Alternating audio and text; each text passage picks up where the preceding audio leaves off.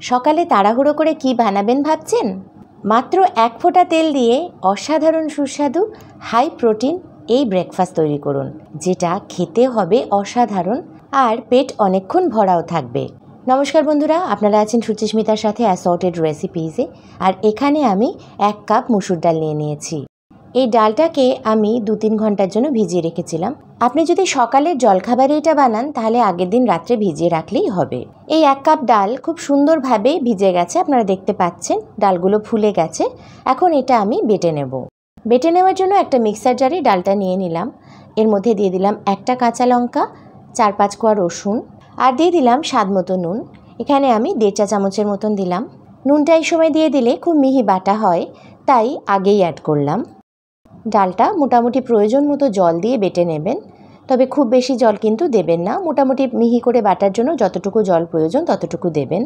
আমরা আরও একটুখানি জল দেব, তো এই বাটিটা ধুয়ে আমি আরও অল্প একটু জল দিয়ে দিলাম। মোটামুটি বাটিটা ধুয়ে 2 টেবিল স্পুনের মতন জল দিয়ে দিলেই হবে। দিয়ে দিলাম 1 চা চামচ চিলি ফ্লেক্স, মিহি করে কুচোনো একটা মিডিয়াম সাইজের পেঁয়াজ আর মিহি করে কুচোনো একটা মিডিয়াম সাইজের টমেটো এর মধ্যে দিয়ে দিলাম। ঝালের জন্য আপনারা লাল লঙ্কার গুঁড়ো ব্যবহার করতে পারেন বা লঙ্কা কুচিও ব্যবহার করতে পারেন, তবে আমি একটা কাঁচা লঙ্কা আগেই ব্যবহার করেছিলাম, তাই এখানে 1 টিস্পুন চিলি ফ্লেক্স দিলাম। ঝালটা যে যেমন খান সেরকম বুঝিয়ে দিয়ে দেবেন। আচ্ছা, সব কিছু দিয়ে দেওয়ার পর খুব সুন্দর করে এটাকে ফেটিয়ে নিলাম, মানে খুব ভালো করে মিশিয়ে মিনিট 2-এর মতন ফেটিয়ে নিলাম। গ্যাসের উপর একটা ফ্রাইং প্যান বসিয়েছি, তাতে ঠিক 1 ফোঁটা তেল দিয়ে দিলাম। তেলটাকে খুব ভালোভাবে প্যানের চারদিকে একটা ব্রাশের সাহায্যে লাগিয়ে দিচ্ছি। আপনারা খুন্তি দিয়ে করতে পারেন অথবা একটা ছোট পরিষ্কার কাপড়ের টুকরো দিয়েও কাজটা করে নিতে পারেন। তেলটা ভালো করে গরম হয়ে গেলে ব্যাটারটাকে একটা হাতার সাহায্যে এর মধ্যে দিয়ে দিলাম। মোটামুটি 2 হাতা মতো ব্যাটার দিলাম। এবার আপনারা যতটা বড় করবেন সেরকম বুঝে দিয়ে নেবেন। তারপর এটাকে খুব ভালোভাবে এইভাবে ছড়িয়ে দিতে হবে। একটু খেয়াল করবেন বন্ধুরা, এই যে ডালের যে একটা মোটা লাইন তৈরি হচ্ছে সেটা যেন ভালোভাবে ছড়িয়ে মিশিয়ে দেওয়া হয়, তা না হলে এটা তৈরি হতে একটু বেশিক্ষণ সময় লাগবে। আর যেহেতু আমরা তেল একদমই দিইনি বললেই চলে, তো জিনিসটা যদি একটু মোটা থাকে তাহলে ভালো লাগবে না খেতে। তো এটা এরকমভাবে মিশিয়ে একটুখানি স্প্রেড করে দেবেন। একটা সুন্দর গন্ধ হওয়ার জন্য আমি ওপর থেকে 1/2 টিস্পুনের মতন ঘি ছড়িয়ে দিচ্ছি। এটা কিন্তু সম্পূর্ণ অপশনাল।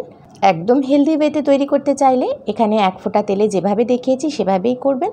আর যদি একটু অ্যারোমা চান বা ঘিয়ের একটা ফ্লেভার চান তাহলে অল্প একটু ঘি বা বাটার অ্যাড করতে পারেন। প্যানকেকটা কিন্তু খুব সুন্দরভাবে প্যানের গা ছেড়ে উঠে আসে। সে আপনি অল্প একটু তেল দিন বা তেল না দিন বা বেশি তেল দিন, তাতে কোনো সমস্যা হয় না। ননস্টিক প্যান হলে তেল ছাড়াও আপনারা এটা করতে পারবেন, কোনো অসুবিধাই হবে না। 2 পিঠ খুব ভালোভাবে সেঁকে নেওয়ার পর আমি এটাকে তুলে নিচ্ছি। আর বন্ধুরা, এরই সাথে তৈরি হয়ে গেল মসুর ডালের প্যানকেক বা গোলা রুটি। আর আপনারা চাইলে এই ব্যাটারের মধ্যে একটা ডিমও অ্যাড করতে পারেন, তাহলে আরও খেতে ভালো লাগবে। তবে এটা খেতেও কিন্তু অসাধারণ হয়। আর আপনারা চাইলে ধনেপাতা বা কসুরি মেথি ফ্লেভারের জন্য অ্যাড করতেই পারেন। তাহলে দেখলেন তো বন্ধুরা, ডালটা যদি আগে থেকে ভেজানো থাকে তাহলে মাত্র 10 মিনিটেরও কম সময়ে কিন্তু আপনারা এটা তৈরি করে ফেলতে পারবেন। 1 কাপ মসুর ডাল দিয়ে কিন্তু আমি মোটামুটি ভালো সাইজে 7টা প্যানকেক তৈরি করতে পেরেছি। আর এটা কতটা সফট হয় দেখতেই পাচ্ছেন বন্ধুরা, আমি মুড়ে দেখিয়ে দিচ্ছি। এটা খেতে এতটাই সুন্দর হয়, যদি একবার আপনারা করে খান তাহলে বন্ধুরা এর স্বাদ কিন্তু কোনোদিনও ভুলতে পারবেন না। এটা কিন্তু শুধু শুধু খেতেই খুব সুন্দর লাগে, তাই অল্প একটু সস দিয়ে সার্ভ করুন। বাচ্চাদের টিফিন হিসেবেও এটা কিন্তু একদম দারুণ একটা খাবার, হাই প্রোটিন আর অনেকক্ষণ পেট ভরাও থাকবে। তাহলে আর দেরি না করে এটা বানিয়ে ফেলুন, আর আমাকে কমেন্টে জানাতে ভুলবেন না আপনাদের কেমন লাগলো। আপনারা আছেন সুচিস্মিতার সাথে অ্যাসর্টেড রেসিপিসে, আর চ্যানেলটা এখনও সাবস্ক্রাইব না করে থাকলে এইটুকু অনুরোধ তো আমি করতেই পারি। আজ তাহলে এই পর্যন্তই, দেখা হবে আগামী পর্বে। Till then, take care, bye by.